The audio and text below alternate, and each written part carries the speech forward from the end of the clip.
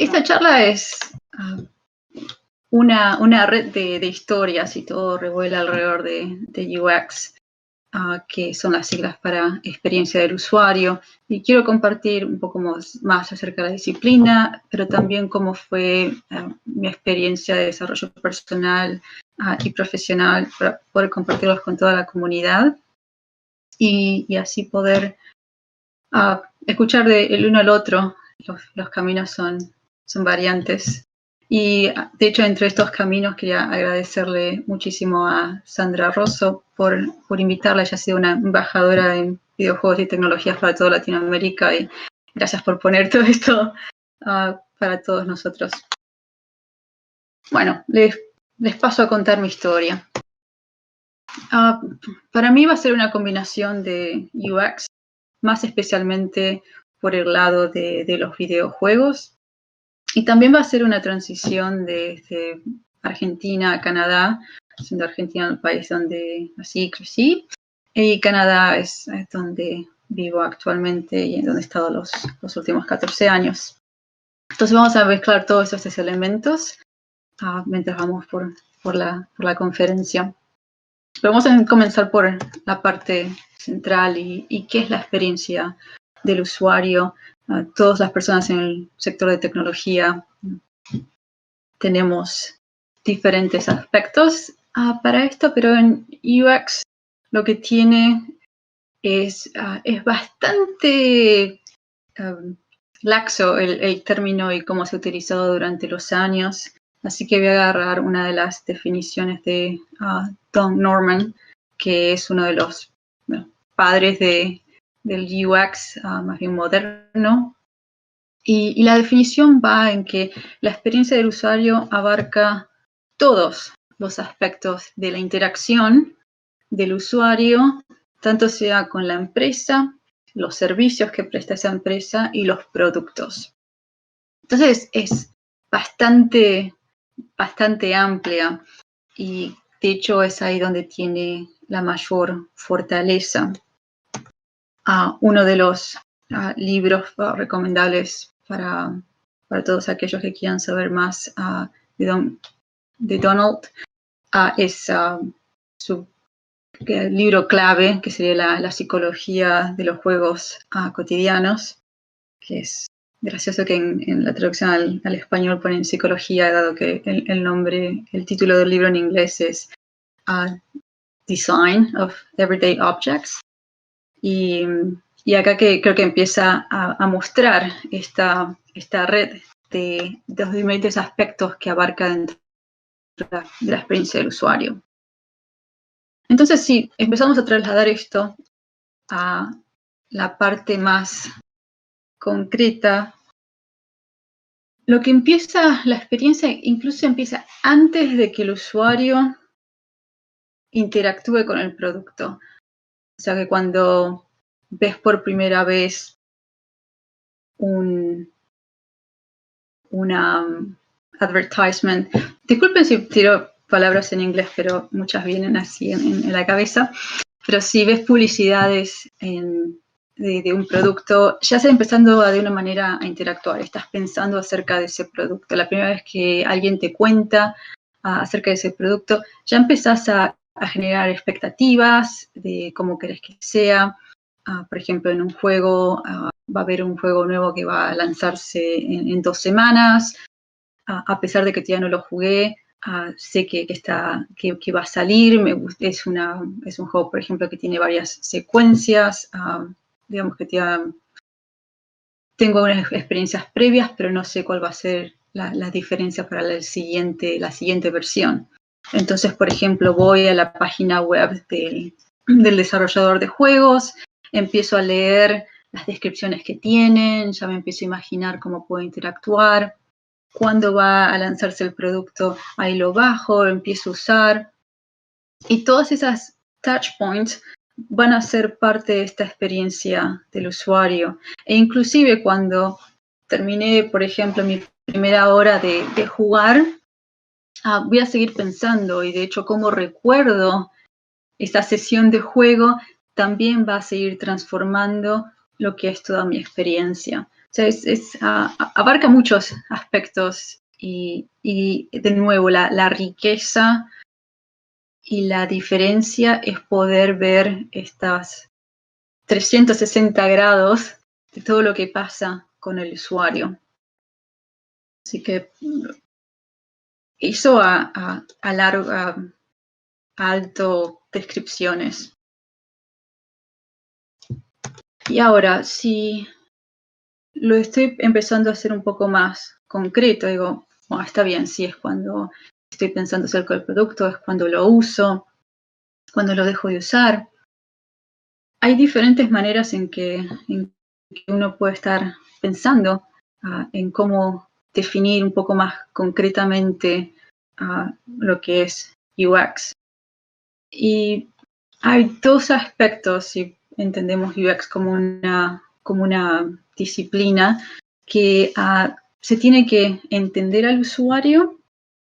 Quiero saber quiénes son, cuáles son sus características, qué necesidades tienen. Va más allá de los aspectos demográficos, que si bien son importantes, por ejemplo, cuál es la edad de tus usuarios, pero también en cuáles son sus necesidades, qué es lo que quieren hacer. Poder entenderlos, generar empatía con ellos, para después empezar a crear soluciones que vayan a satisfacerlos. Si deconstruyo UX en aspectos de la persona en particular, hay especialmente 3 áreas que son esenciales. Y una de ellas son las emociones. O sea, ¿qué es lo que sienten las personas cuando interactúan con tu producto? La otra es el comportamiento. ¿Qué es lo que hacen? No, físicamente tienen que apretar aquí, tienen que mover la mano para el otro lado, tienen que agarrar ciertos objetos, o qué es lo que tienen que hacer dentro del producto. O sea, por ejemplo, en un juego también puedo pensar que mi character tiene que correr por un mapa y eso también podría como traducirse esos comportamientos dentro del producto. Y el tercer aspecto icónico de UX sería la parte cognitiva. ¿Qué es lo que están pensando? ¿Cómo tienen que hacer interpretaciones sobre lo que el producto les está ofreciendo? Entonces estás capturando lo que es la persona desde todos esos aspectos, ¿no? Emociones, comportamientos y cognición. Al lado de ello van a estar ciertas necesidades que quieren satisfacer. ¿Por qué van a usar tu producto? ¿Cuáles son esas motivaciones que hacen un trigger para que de hecho lo empiecen a jugar? ¿Y cuáles son los objetivos? Los objetivos que el producto ofrece y los objetivos que esa persona quiere realmente adquirir.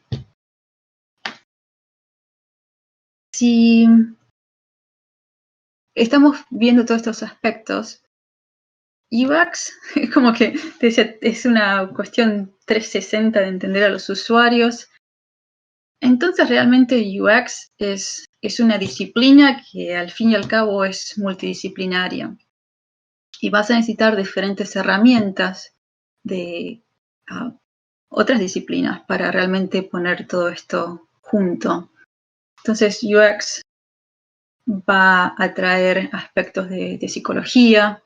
Hay evidentemente emociones, por ejemplo, están allí también con los aspectos cognitivos, ciencias sociales, cómo se comportan las personas con otros, si estás desarrollando un producto que va a promover aspectos sociales, va a estar ahí, comunicación, ergonomía, de nuevo como los aspectos físicos también lo hacen, a pesar de que quizás muchos estamos en productos digitales, todavía tenemos que interactuar con un teclado, con un móvil, con una pantalla. Y también se tiene que entender, por un lado, de esta interacción humano-computador, como las siglas en inglés, HCI, que también es una multidisciplina más capturada por la parte de computer science. Muchas veces es una especialización de gente que hace ciencias de la computación con una especialidad en HCI. A todo esto también están las partes de diseño gráfico, arte, todo ello es parte de este multi-canvas que tiene UX. Y para ponerlo más concreto en uno de los productos en videojuegos, por ejemplo, acá tengo Battlefield, un juego de first person shooter, que realmente acá les muestro solamente algunas imágenes, pero tenés menúes que la persona tiene que pasar y elegir opciones. Y tenemos que dar ciertos aspectos cognitivos, ciertos aspectos ergonómicos para comenzar a jugar, porque inclusive voy a empezar a jugar ahora, tengo tiempo, tengo ganas. Hay partes que te van a mostrar, por ejemplo, en que tenés que elegir un cierto character, que tenés que elegir ciertas armas en tu loadout para empezar el juego. Van a empezar a mostrarte un poco de la historia, el escenario, te van a traer este mundo en el juego. Por supuesto, en el screenshot más grande, lo que ves mientras estás jugando, y el de abajo a la izquierda, que cuando termina la ronda de ese juego, te está mostrando más información. Ay, perdona que te interrumpa. Es Sí. Que la presentación no se está viendo. ¿Podría checar eso, por favor? Oh.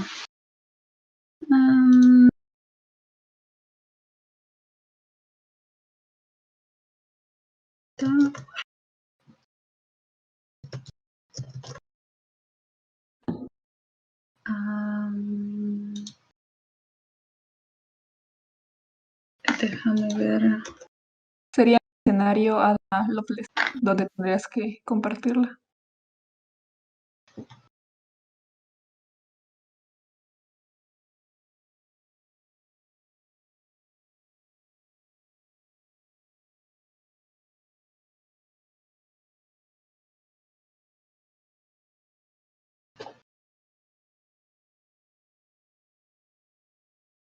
Me muestra que lo estoy compartiendo en escenario, Ada.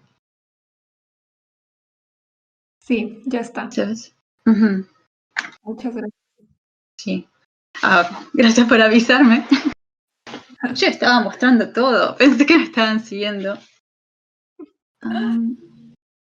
Bueno, por suerte todos hemos jugado algún juego, pero si no, acá tenés algunos de esos screenshots que, como les comentaba. Y de nuevo, como ahí tenés los aspectos más visuales, tenés aspectos más psicológicos, la comunicación, la human-computer interaction, y todos estos muestran que diferentes roles van a ser parte de este UX multifacético. Entonces, que empezamos a dividir un poquito cuáles son esos backgrounds y estudios y entendimientos que diferentes profesionales en UX tienen. Y ahora que les di como con el escenario de qué es lo que es UX, los aspectos que contempla y cómo se ve en un cierto producto, les quiero empezar a entrelazar con un poco de mi historia personal. Y empiezo como desde donde estoy ahora, haciendo consultoría, más que nada en estrategia para UX, ayudando a empresas a que maduren y evolucionen su nivel de UX, de nuevo a nivel organizacional. Antes de ello, fui la directora de UX Research en Electronic Arts, donde estuve casi una década ahí, donde comencé el departamento de UX Research y les voy a contar más acerca de eso. Y con los aspectos que traigo son arte interactivo, tecnología, que es más bien ese HCI, y también psicología. O sea, como que empezás a mezclar todo esto y algunos de los juegos en los cuales trabajé, pero también cosas que me gustan hacer.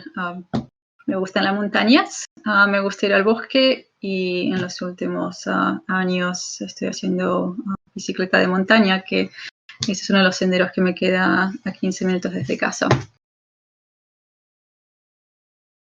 Entonces, siguiendo con esta idea de movimientos e historias, a mí lo que me llevó desde Buenos Aires a Vancouver, se ve bastante directo en el mapa, pero el camino, de hecho, no es tan fácil de poner los dos pins en el mapa y decir, sí, acá pasó. En retrospectiva lo puedes poner, pero mientras vas pasando personalmente no es tan derecho.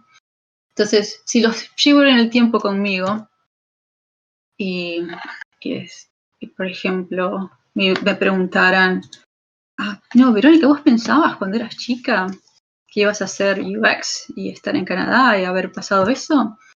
Seguramente no te iba a decir eso.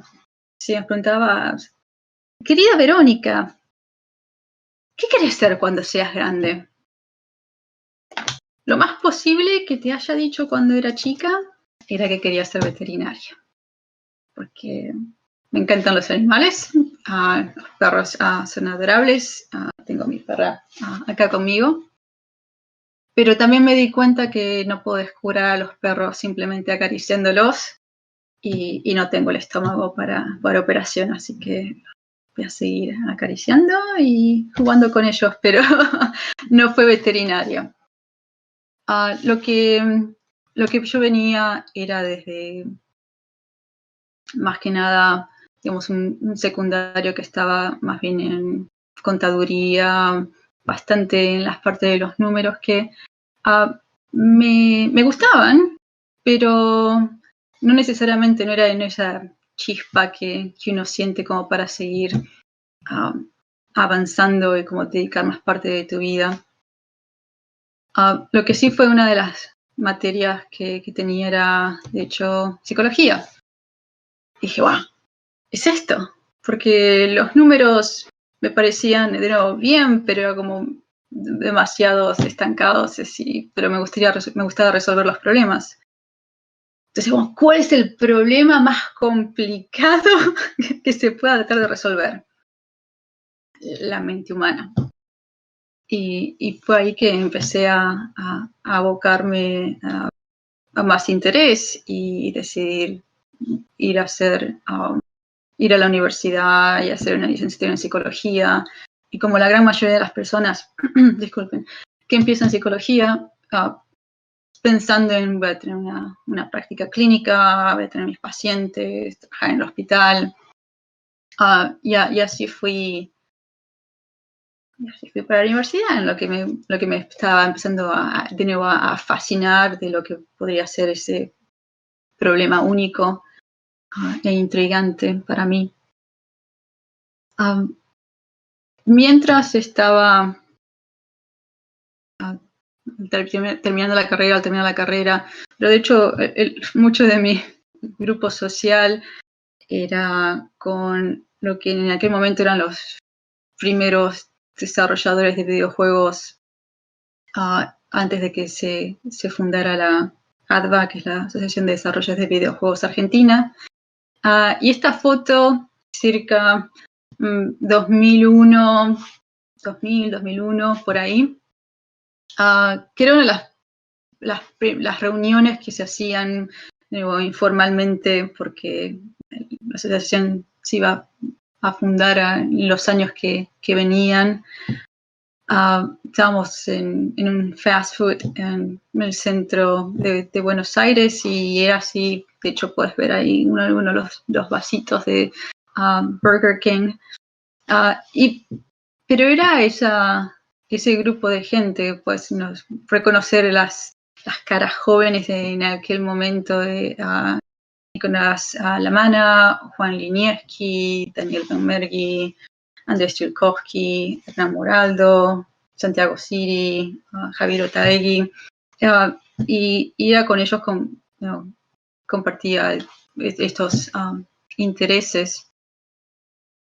Y así como desde esos años, esta idea de psicología clínica empezaba a despegarse, y lo que me estaba interesando más era cómo se aplica la psicología en los juegos.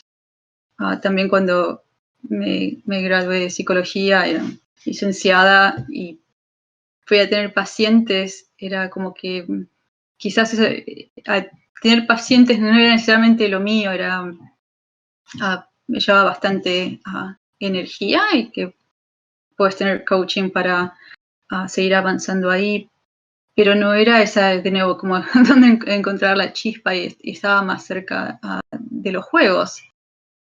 Entonces, una de las cosas que hice fue empezar a dedicarle más y más tiempo en cómo poner psicología y juegos juntos, y una de las cosas que viene mano a mano es diseño gráfico.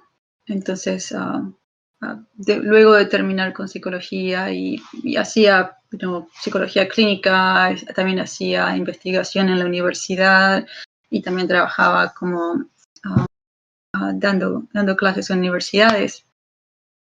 Pero también comencé como una segunda licenciatura para diseño gráfico, porque pensaba que era lo que me iba a ayudar más, y esas conexiones primero estaban, por ejemplo, en psicología de colores, y cómo los colores que vemos, de hecho, ponen impresiones en cómo sentimos, en predisposiciones, también en psicología cognitiva, de cómo la memoria trabaja. Por ejemplo, sabemos que simplemente podemos pensar en pequeños segundos y mantener información hasta ciertos números. Entonces, en los juegos, por ejemplo, ¿cuántos objetivos te debería dar el juego? Como máximo, dice, no más de 5, porque ahí la memoria ya te empieza a fallar. Y todas estas personas conexiones. Entonces, desde el 2001 al 2006, lo que hacía más y más, dedicarle más tiempo, era ser integrada a la comunidad naciente de juegos, que termina fundando ADVA, las primeras EVAs, que en las primeras conferencias en Argentina para videojuegos, y presentando allí lo que recién les comenzaba, colaborando con empresas que se desarrollaban ahí, como Sabrasa y Angry Machine, haciendo esa parte más de UI o arte. Y también comencé a dar clases en Image Campus, dando la materia de sociopsicología para videojuegos, y hacía investigación de manera independiente, porque a pesar de que continuaba con mis también trabajos en psicología con las otras universidades, no se aceptaba en aquel momento mucho videojuegos. De hecho, en una de las en uno de los años, cuando tenés que presentar una charla magistral para que te den el trabajo para una cátedra, yo estaba encarando más y más videojuegos. Entonces había preparado una charla aplicando psicología, específicamente teorías de grupos, para la materia de teorías de grupos, todo alrededor de los juegos. Entonces había conectado un montón de teorías con cómo estaba pasando en World of Warcraft, y los aspectos sociales con guilds, y bueno, el boom que fue wow en aquel momento. Declinaron mi aplicación, les comento. Me dijeron que los videojuegos no eran un objetivo de estudio para psicología. Y ahí ya me empezaba a despegar más y más en ese ambiente. Y por eso lo continuaba haciendo de manera más bien independiente. Entonces, mira, por esos años había momentos súper agradables. Tenía como construir proyectos y ser parte de la comunidad de videojuegos y ver que había las primeras escuelas ofreciendo cursos que yo podía enseñar, pero al mismo tiempo como no necesariamente aflorando en las diferentes instituciones. Así que a veces eran dulces y a veces eran un poco agrios. Y eso me estaba marcando más y más de que quería seguir creciendo profesionalmente y hacer esa segunda carrera totalmente. Parecía que no era la de diseño gráfico, quizás no era el mejor paso para crecimiento. Entonces empecé a mirar a otras universidades en el exterior porque sabía que quería hacer más investigación y realmente poner a psicología y juegos juntos. Entre esos escribí un paper que los mandé a una conferencia y estaba la asociación de Digital Games Research Association que estaba organizando la segunda conferencia de la organización, o sea, de nuevo muy naciente en aquel momento, y me aceptaron el paper y en el 2005 fui a Vancouver a presentar ese paper y también muy agradecida de que esa organización también ayudó financieramente pagándome la mitad del pasaje y ofreciendo estadía para ir.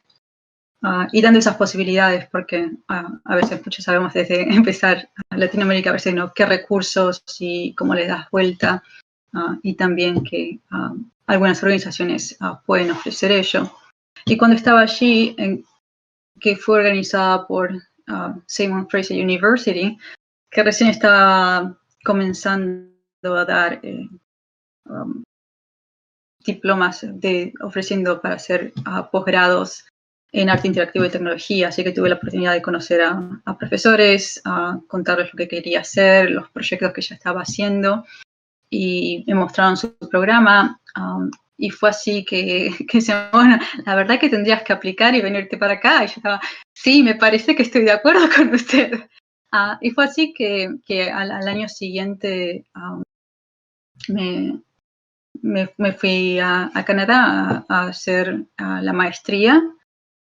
Y no era un camino derecho, o sea, sabía que me iba a ir de Argentina, que al menos iba a estar un par de años en Canadá, y más allá de eso, de ahí veremos.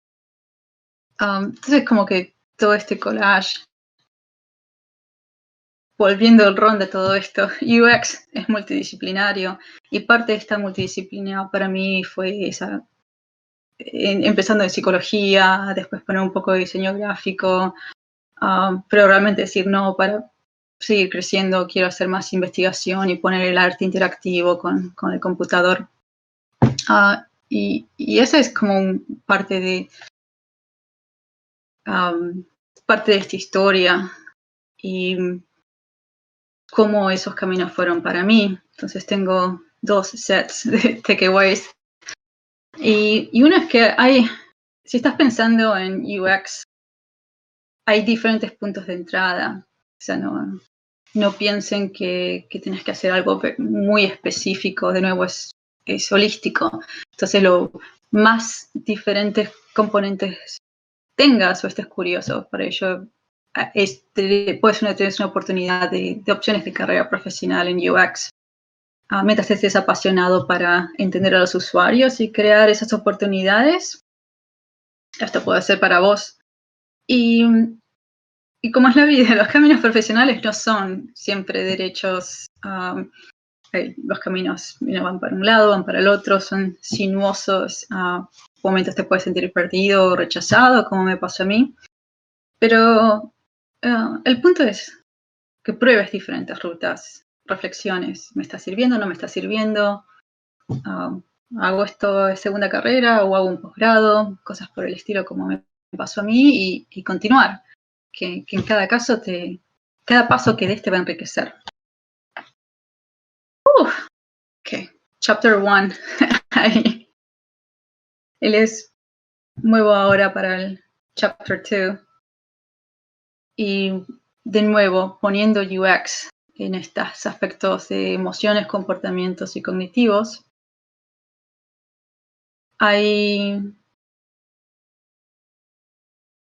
partes en cómo entenderlos, porque fuimos desde high level, más bien abstracto, en cómo lo puedes deconstruir, y ahora más concreto, una parte más táctica. Dice, ¿qué hago con UX?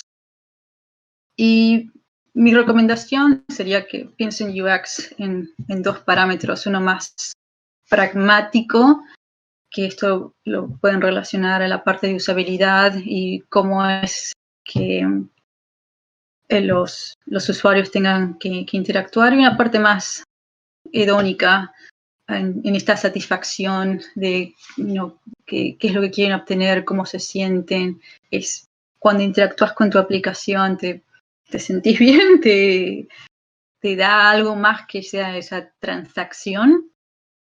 Y esas son como los dos puntos de equilibrio. Entonces, por la parte de usabilidad, si vamos de nuevo más concreto y qué es lo que pueden empezar a aplicarlo en su día a día, cómo pueden aplicarlos en sus propios emprendimientos a los desarrolladores. Usabilidad es acerca de cómo el usuario interactúa, y esa interacción es fácil, lo pueden hacer prácticamente, es efectivo, llegan al objetivo que querían, y si es comprensible, es intuitivo, sería la otra manera también de decirlo. Lo pueden aprender fácilmente. Y eso como son los tres elementos que pueden evaluar sus aplicaciones paso a paso. Y de nuevo no se olviden que están las interfaces digitales, que podemos ir a los menús, y las partes físicas, como en los juegos son los controles, y como, por ejemplo, en los juegos mapeas los botones a lo que tenga que hacer el jugador, es de una parte de interfaz. Y como elementos prácticos que los pueda empezar a aplicar mañana, si hay algunos principios que son reconocidos, que llamamos heurísticas, que son como las mejores prácticas en los mejores casos, que están bien establecidos. Entonces puedes mirar en cuáles son los mejores casos que otras aplicaciones hayan usado. Están las heurísticas de Jacob Nielsen, también uno de los padres, y Nielsen Norman, un powerhouse para la usabilidad moderna. Que hay ciertos principios en los que siempre puedes evaluar, como por ejemplo es más fácil para las personas reconocer un icono que tener que acordarse de que esa función existe en tu aplicación. Entonces, esa es una de las listas que les diría que si no las utilizan ya, pueden googlear Nielsen Heuristics y evaluar sus propios productos comparados a las heurísticas.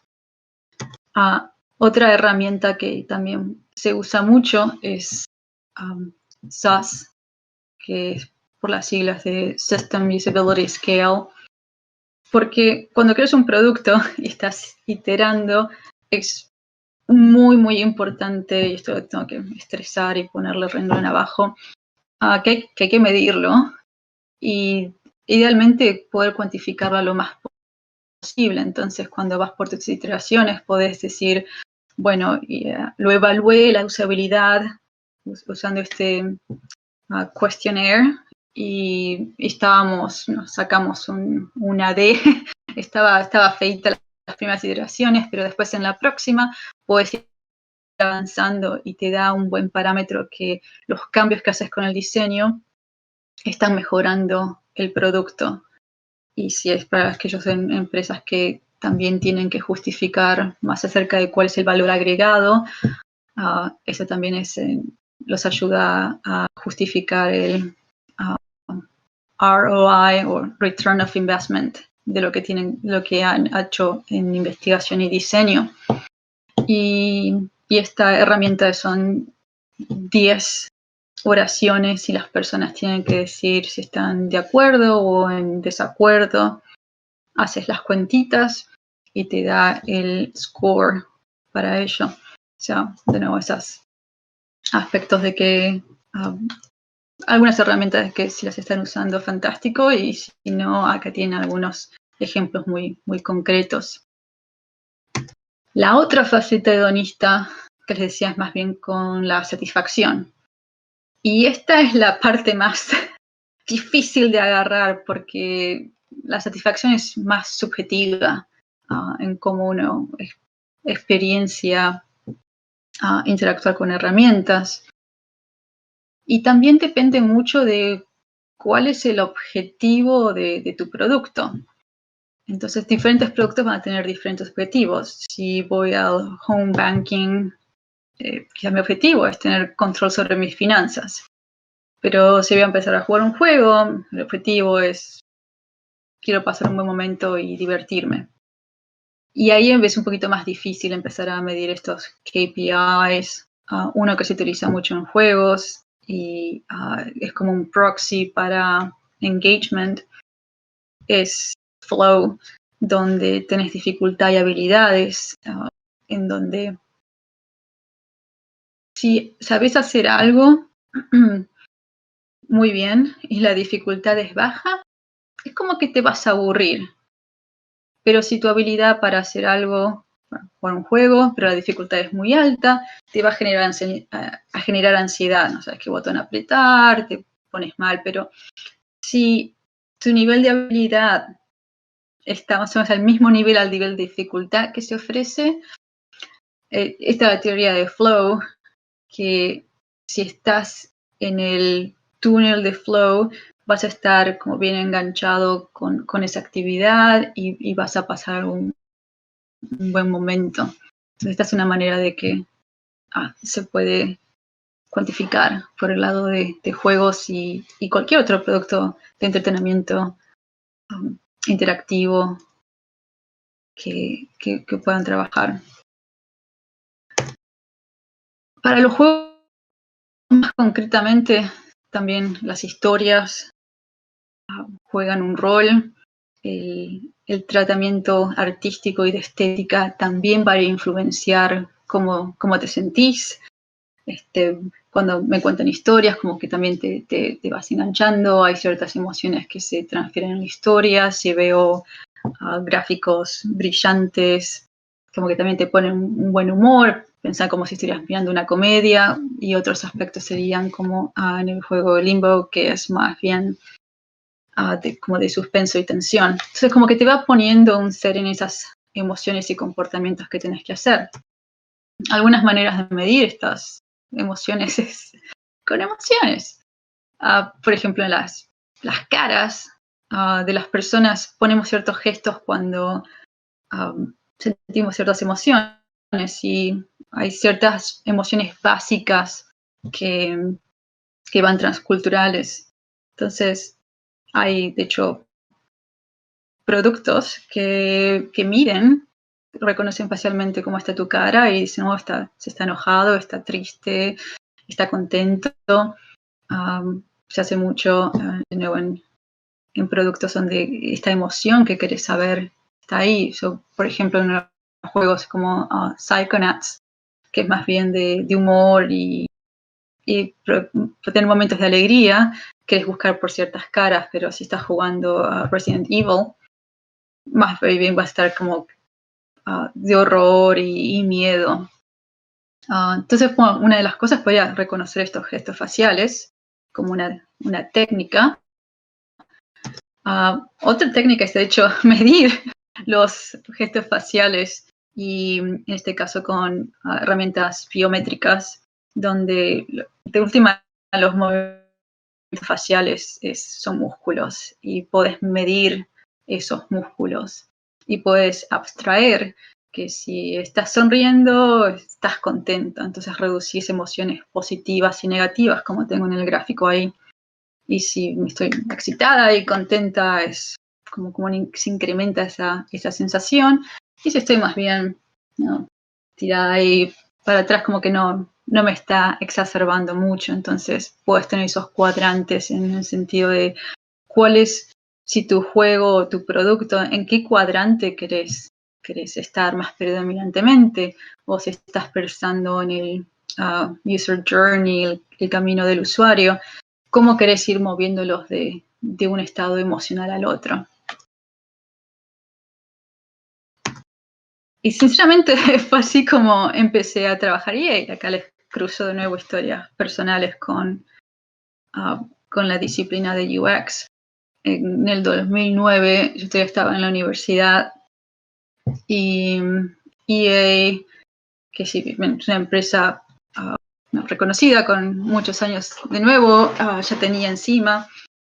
Playtesting se estaba haciendo, pero dentro de la empresa sabían que se hacía, pero algo, la nariz les decía que algo no estaba haciendo muy bien. Y entonces fueron a la universidad y dijeron, necesitamos ayuda para ver si estamos entendiendo bien a nuestros jugadores. Y como en la universidad sabían que yo me estaba especializando en psicología, juegos y todo eso, dijeron, tenemos a Verónica acá. Y ahí fui y empecé la conexión y empecé a trabajar en EA, en la oficina acá en Vancouver. Y eso fue cómo empezó todo. Era el cómo definir qué es UX en videojuegos y cómo EA debería hacerlo. Y esa fue con la especialización que empecé a ir más y más profundamente en la investigación de videojuegos y especialmente cuál es UX Research para ello. Y fue fascinante porque fue empezar a hacer cómo UX Research tiene que pasar en la industria de videojuegos. Y en el 2011 di mi primera charla en la GDC. La GDC ya había ido antes, cuando estaba con los chicos de ADVA. Y ahí presenté como lo que había hecho en los últimos 2 años, de esta es la manera que estamos rehaciendo como playtesting tiene que hacerse en EA. Y desde entonces he continuado presentando en la GDC en múltiples años porque compartir conocimiento me ha dado mucho a mí y me pongo emocional y les quiero dar de vuelta a ustedes. Este es el estudio en Vancouver, es hermoso. Y ahí empecé a trabajar y a construir lo que era la nueva disciplina de UX Research para EA, y empezando en ese estudio con los productos desarrollados ahí. Pero cuando más hacías cosas, más la gente hablaba dentro de la empresa y estaba haciendo cosas para FIFA, que no, impresionante como un título. Pero después el otro equipo escuchaba lo que FIFA tenía, o sea, yo también quiero. Y ahí empecé a escalar en crecer, scale, la disciplina. Entonces, mi trayecto en esa casi década fue empezar en un estudio, pero después fue crecer un equipo. Entonces, empecé en Vancouver, pero después seguí contratando a gente, y esa gente tenía que estar cerca de los desarrolladores porque funcionaba mejor. Y entonces fue una presencia de tener UX Research en un estudio, tener UX Research en 8 estudios diferentes por el mundo en EA. Tenía gente en Vancouver, en Seattle, en Florida, en Montreal, en Londres, en Estocolmo y en Australia. Así que es interesante como cada estudio también tiene sus maneras de hacerlo y cómo integrarte a las maneras de trabajo de diferentes estudios. A pesar de que son todos EA, pero cada estudio es único. Y fue crecer de que éramos un equipo de 2 personas cuando empezamos, que cuando me fui eran más de 40 personas en mi equipo, con investigadores y después más especializaciones, así que empecé la parte de la rama de Research Ops para ayudar a los agentes que ayudan con los reclutamientos de los participantes y mantener el laboratorio en orden, pero ese crecimiento y madurez de cómo se hace UX fue un camino más que interesante. Entonces, takeaways, set 2. UX es holístico. Como les comentábamos, si tienes los aspectos más pragmáticos de usabilidad, que querés asegurar de que estén bien para que no haya bloqueos de qué es la que persona quiere hacer, para que pueda destrabar los aspectos más hedónicos de sentirse bien y satisfecho con lo que ven y las partes más emocionales también. Para ello tenés que tener un claro entendimiento de cuál es la visión del producto y los objetivos del usuario y cómo satisfacerlas. Hoy en día UX es lo que puede ser la ventaja competitiva si estás ofreciendo digamos, un juego, quizás de la manera en que va a ser más comprensible para la experiencia del jugador, les va a dar algo más que lo pueden hacer. Y recuerden que hay que medir e iterar en los productos y que todo este crecimiento en la disciplina puede ser una especialización y cuando tu organización crece, vos creces con ella. Y ese fue mi camino de los 2 capítulos para esta conferencia, de cómo fui mezclando diferentes backgrounds para asentar en UX, en videojuegos y la transición entre 2 países. Y hoy por hoy, esta última parte de la madurez y scaling y crecer un equipo es lo que también me ha dado más placer, y es así como ahora estoy como dedicándome mi consultoría a ayudar a empresas para que puedan crecer, y como ayudé a crecer en EA y otras compañías de videojuegos. Bueno, espero que hayan disfrutado la historia y muchas gracias de nuevo por la invitación a todos los organizadores de Womanize, Sandra y todos ustedes que escucharon. Gracias.